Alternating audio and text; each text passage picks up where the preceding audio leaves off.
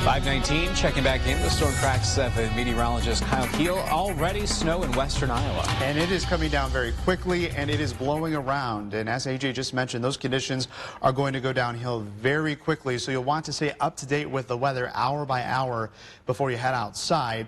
Right now, we'll call it the calm before the storm in Decorah. The temperature is 32 degrees with a south-southeast wind at 10 miles per hour. That temperature plummets later this morning as that wind quickly switches to the northwest. There's a live look in Sioux City from KTWWL, our sister station, and you can certainly see that visibility is reduced.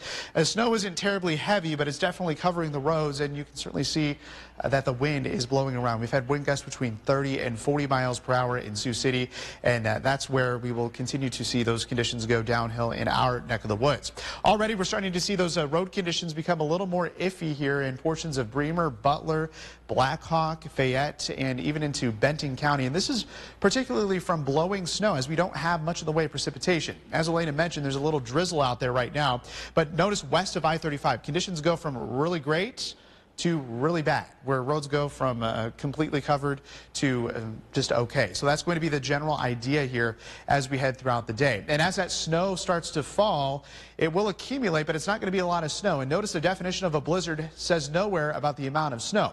You have to have falling or blowing snow. So this will be key here tonight, as the snow will stop falling, but it will still blow around with those sustained winds or wind gusts, 35 miles per hour or greater. That's going to reduce visibility less than a quarter of a mile at times, and that snow must last for 3 hours or more. And you can see by our wind forecast later this morning into the afternoon, especially, that's where we're going to have those wind speeds sustained 15 to 30 miles per hour, gusting up to 40 miles per hour or greater. And that unfortunately is going to continue into tonight. So even though the snow will end by sunset, the issues will not. As we take a look at Threat Tracker, cold and blowing snow will continue here into tomorrow. We'll get a break from the falling snow on Friday, but another chance for snow does track in as we head into Saturday. So Storm Track 7 live Doppler radar looks very active in eastern Iowa early this morning. While we could be getting some patchy areas of drizzle or freezing drizzle, a lot of this is fighting some dry air, but that quickly changes behind a cold front here west of I-35.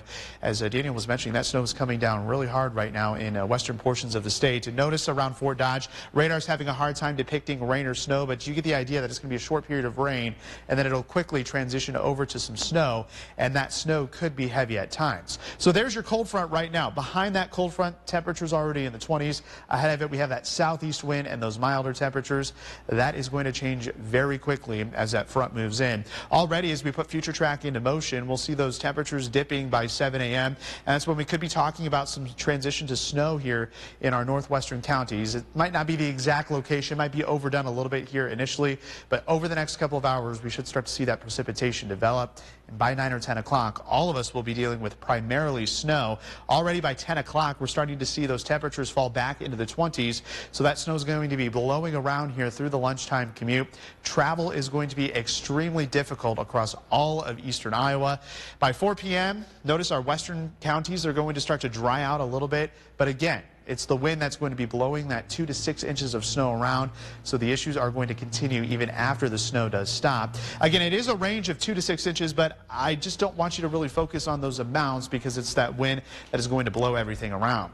Storm Track 7 city-by-city forecast shows the cold temperatures here as we head into Friday with highs in the teens. Wind chills will be below zero and well below zero here on Saturday as our high temperatures only recover into the single digits. 10-day forecast does show a couple systems moving through this weekend with some light snow, and then the bigger story turns to the bitter cold with dangerous wind chills.